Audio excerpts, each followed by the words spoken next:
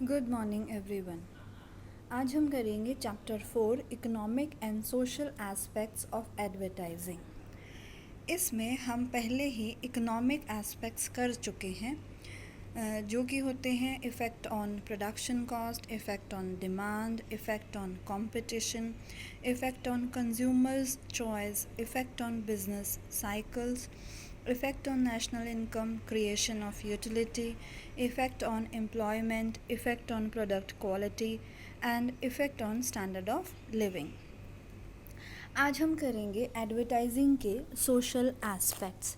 Advertising के काफ़ी सारे सोशल और कल्चरल एस्पेक्ट भी होते हैं। एडवर्टाइजिंग जो है वो पर्सन के lifestyle, cultural values, standard of living, taste और प्रेफरेंस को इफ़ेक्ट डालती है। तो जो ये सोशल एस्पेक्ट्स हैं एडवर्टाइजिंग के, अब हम डिटेल में पढ़ लेते हैं। फर्स्ट है अनट्रूथफुल या डिसेप्टिव एडवर्टाइजिंग।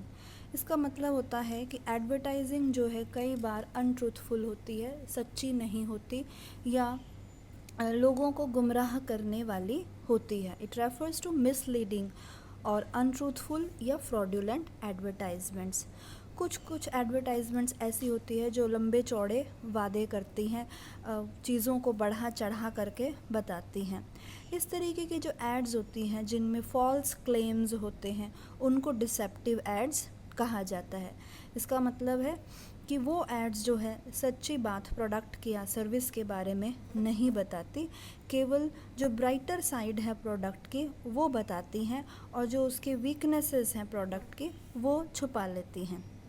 लेकिन इस तरीके की एड्स जो है वो थोड़े समय के लिए ही चलती हैं, क्योंकि ये इलीगल है under the consumer protection act. कोई भी ऐसा कंज्यूमर जिसे लगता है कि उसने ऐड के भरोसे कोई प्रोडक्ट ख़रीदा था और वो प्रोडक्ट एड्स में बताई गई बातों पे खरा नहीं उतरता, तो वो एक कंप्लेंट फाइल कर सकता है कंज्यूमर प्रोटेक्शन एक्ट के अंतर्गत। इस तरीके से अगर ऐसी कोई गलत एड्स बनाई जाती हैं तो वो एडवर्टाइज़र की इमेज को ख़राब करती है। इसके लिए एडवर्टाइजिंग को ब्लेम नहीं किया जाना चाहिए। यह केवल एडवर्टाइज़र है जिसने कि एडवर्टाइजिंग का गलत फ़ायदा उठाया। सेकंड इफ़ेक्ट होता है इफ़ेक्ट ऑन कल्चर। कल्चर का मतलब है हमारी लाइफस्टाइल, हमारी वैल्यूज़, कस्टम, हैबिट्स और मॉरल वैल्यूज़। एडवर्टाइजिंग के द्वारा कल्चरल एक्सचेंज पॉसिबल होता है। ये कल्चरल एक्सचेंज देश के अंदर या और देशों के साथ भी हो सकता है। जब कल्चरल एक्सचेंज होता है तो लोग जो हैं ब्रॉड माइंडेड बनते हैं और उनका स्टाइल ऑफ लिविंग मॉडर्न हो जाता है। लेकिन इस कल्चरल एक्सचेंज की नेगेटिव साइड भी है, जैसे कि टोबैको यानी अल्कोहल प्रोडक्ट्स और इन सब चीज़ों की जो एड्स हैं वो हमारे इंडियन वैल्यू सिस्टम के हिसाब से नहीं है, क्योंकि इंडियन वैल्यू सिस्टम में इन चीज़ों को बढ़ावा नहीं दिया जाता है। इवन जो एड्स हैं जंक फूड की, जैसे नूडल्स, बर्गर्स, पिज़्ज़ा या प्रिजर्व्ड फूड, ये जो है हमारी फूड हैबिट्स को बिगाड़ते हैं।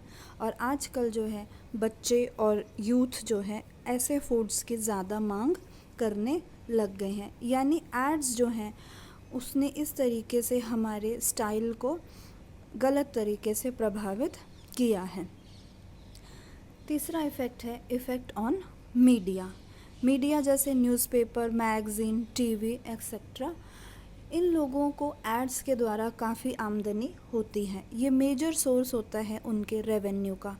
मान लीजिए कि एक अखबार है, वो केवल 5 रुपये के लिए बेचा जाता है, लेकिन उसकी कॉस्ट काफ़ी होती होगी, लेकिन इन एड्स की मदद से उसकी कॉस्ट कवर हो जाती है, तो वो आम लोगों की पहुंच तक पहुंचाया जा सकता है।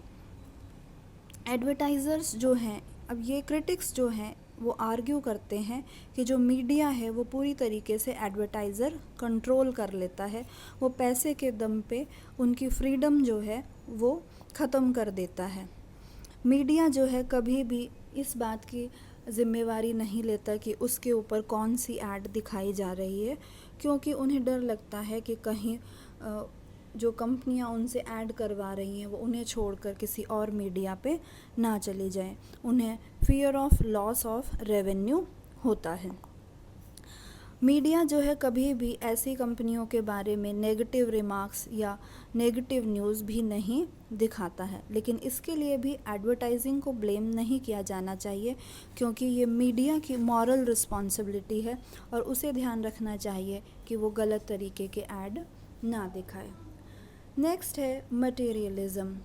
जो एडवर्टाइजिंग है वो मटेरियलिज़म को बढ़ावा देती है। इसका मतलब है कि लोग वो चीज़ें खरीद लेते हैं जिनकी कि उन्हें ज़रूरत भी नहीं है, क्योंकि एडवर्टाइजिंग में बिना बात के ही किसी भी प्रोडक्ट के साथ स्टेटस, प्रेस्टीज या प्राइड जोड़ दिया जाता है।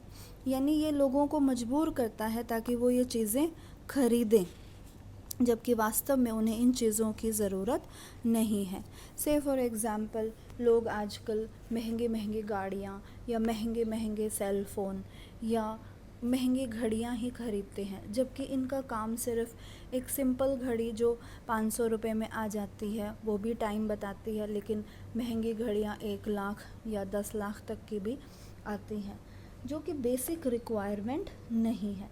अब इनसे उन लोगों के अंदर एक इन्फीरियॉरिटी कॉम्प्लेक्स भी आ जाता है जो ये चीज़ें नहीं खरीद पाते। लेकिन जो एडवर्टाइजिंग के सपोर्टर्स हैं वो ये कहते हैं कि अल्टीमेट डिसीजन जो है चीज़ों को खरीदने का वो कंज्यूमर का ही होता है। एड्स कभी भी उन्हें कंपेल नहीं करती कि वो ज़्यादा से ज़्यादा चीज़ें खरीदें। अगर कंज्यूमर चाहे तो वो इन एड्स को इग्नोर कर सकते हैं जिन प्रोडक्ट्स की उनको ज़रूरत नहीं है। फिफ्थ इफ़ेक्ट होता है इफ़ेक्ट ऑन चिल्ड्रन। किड्स और चिल्ड्रन जो है इस तरीके के एडवर्टाइजमेंट देखते हैं, उनको पता नहीं होता कि प्रोडक्ट अच्छा है या बुरा, सिर्फ वो ऐड से प्रभावित होकर ही चीज़ों की मांग अपने पेरेंट्स से करने लग जाते हैं, जैसे कि चॉकलेट्स, नूडल्स, बर्गर्स या खिलौने। कई बार एड्स में वल्गैरिटी और वायलेंस भी दिखाई जाती है, जिससे कि बच्चों का जो दिमाग है वो ख़राब हो सकता है। ये नेगेटिव एस्पेक्ट हैं एडवर्टाइजिंग के, जो कि कुछ हद तक दूर किए जा सकते हैं कि ऐसी चीज़ें हैं जो बच्चों के काम की नहीं हैं, वो लेट नाइट शोज़ के दौरान दिखाई जा सकती हैं। और कुछ एड्स हैं जैसे वो इनडिसेंट लैंग्वेज का इस्तेमाल करते हैं, जिसका कि बैड इफ़ेक्ट पड़ता है चिल्ड्रन पे। तो वो ऐसी भाषा को आपस में जब वो बात करते हैं तो इस्तेमाल करते हैं, तो ये एडवर्टाइज़र को ध्यान रखना चाहिए कि ऐसी इनडिसेंट लैंग्वेज का इस्तेमाल एड्स में ना किया जाए। नेक्स्ट जो है स्टीरियोटाइपिंग इन एडवर्टाइजिंग। स्टीरियोटाइपिंग का मतलब है एक तरीके के ग्रुप को एक सर्टन कन्वेंशनल रोल में ही दिखाना।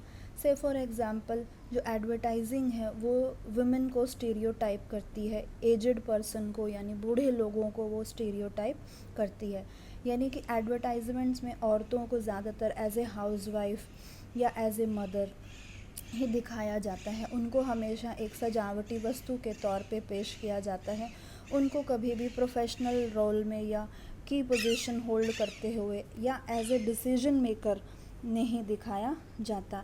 ऐसे ही बूढ़े लोगों को हमेशा बीमार, हेल्पलेस और दूसरों पे डिपेंडेंट दिखाया जाता है। ये गलत है और इस तरीके से वुमेन का या एजड पर्सन का जो पोर्ट्रेल है वो एड्स में नहीं किया जाना चाहिए। इसमें बदलाव आ सकता है अगर औरतों की एजुकेशन पे ध्यान दिया जाए और धीरे धीरे ये चीज़ें जो हैं एडवर्टाइजिंग में से हट जाएंगी। 7th है रॉन्ग एडवर्टाइजिंग अपील्स जैसे कि सेक्स अपील या फियर अपील। कुछ एडवर्टाइजमेंट में रोज़मर्रा की चीज़ों के लिए भी, जैसे डिओड्रेंट है, सिगरेट है, शेविंग प्रोडक्ट्स है, इसमें औरतों का इस्तेमाल किया जाता है, जबकि वहाँ पे औरतों को दिखाई जाने की कोई ज़रूरत नहीं होती। तो ऐसी अपील्स अवॉइड की जानी चाहिए। फियर अपील यानी कि डरा करके लोगों को चीज़ खरीदने के लिए मजबूर किया जाता है, और जो लोग इन चीज़ों को नहीं खरीद पाते उनके दिमाग में हमेशा एक तरीके की इनसिक्योरिटी रह जाती है कि हमारे पास ये पर्टिकुलर चीज़ नहीं है। फॉर एग्ज़ाम्पल जैसे इंश्योरेंस कंपनी है, वो फियर अपील दिखाती हैं कि आपके बच्चे का जो फ्यूचर है वो बिल्कुल भी सिक्योर नहीं है अगर आप इंश्योरेंस नहीं कराते हैं। तो कुछ लोग जो ये इंश्योरेंस नहीं करा पाते हैं, उन्हें हमेशा ये डर बना रहता है कि उनके बच्चे का फ्यूचर जो है वो शायद इनसिक्योर है।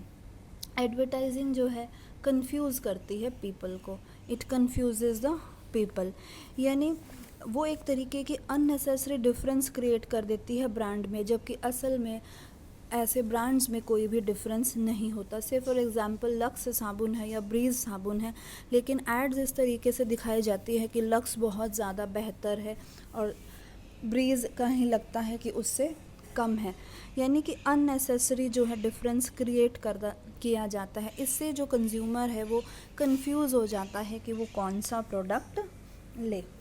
लेकिन यहाँ पर एडवर्टाइजिंग के सपोर्टर्स ये कहते हैं कि जो ये अलग अलग एड्स हैं अलग अलग ब्रांड्स की, ये केवल कंज्यूमर की चॉइस को बढ़ाते हैं और उसकी नॉलेज में इजाफा करते हैं। Advertising of controversial products, this is the 9th social aspect of advertising.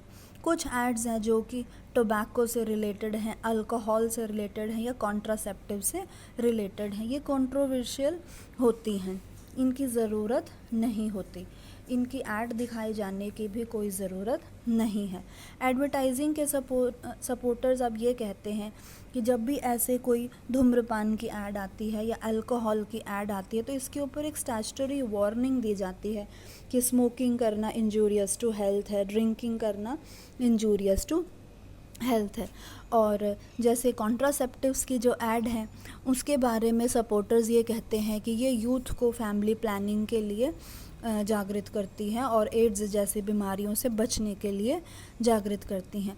लेकिन ये किया जा सकता है कि ऐसे कंट्रोवर्शियल प्रोडक्ट्स की जो ऐड है वो लेट नाइट टीवी प्रोग्राम्स में दिखाई जाए या केवल सिलेक्टेड मैगजीन्स में ही दिखाई जाए। 10th है टू परसुएसिव। जो एडवर्टाइजमेंट है वो बहुत ज़्यादा ही परसुएसिव होती है, यानी कि बार बार एक ही ब्रांड की रिपीटेड एड्स जो आती हैं वो कस्टमर के दिमाग में एक ऐसी पोजीशन बना लेती हैं कि केवल यही प्रोडक्ट है जो उनकी नीड्स को सेटिस्फाई कर देता है। यानी एक ही पर्टिकुलर ब्रांड की ऐड बार बार आने से कंज्यूमर ये सोचता है कि केवल यही प्रोडक्ट सही मायने में उसकी ज़रूरत को पूरा करेगा, जबकि वो दूसरे ब्रांड्स के बारे में सोच ही नहीं पाता। लेकिन जो सपोर्टर्स हैं एडवर्टाइजिंग के वो ये कहते हैं कि ये जो परसुएसिव या रिपीटेड एड्स हैं ये कंज्यूमर को फोर्स नहीं कर सकती कोई भी ऐसी चीज़ खरीदने के लिए जिसकी कि उसको ज़रूरत नहीं है। यानी कि जो अल्टीमेट डिसीजन है कोई भी चीज़ को ख़रीदने का वो कंज्यूमर के पास ही होता है। अगर कंज्यूमर ने वो प्रोडक्ट ख़रीदा और वो उससे सेटिस्फाई नहीं है तो वो उसको दोबारा ना ख़रीदे, चाहे उसकी ऐड कितनी भी अच्छी हो। सो ये हमारे जो सोशल एस्पेक्ट्स हैं एडवर्टाइजिंग के ये कंप्लीट हो गए। इन्हीं सोशल एस्पेक्ट्स और इकोनॉमिक एस्पेक्ट्स को जब हम नेक्स्ट टॉपिक पढ़ेंगे इज़ एडवर्टाइजिंग अ वेस्ट, वहाँ पे इकोनॉमिक ऑब्जेक्शंस और सोशल ऑब्जेक्शंस में भी यूज़ किया जा सकता है। Thank you.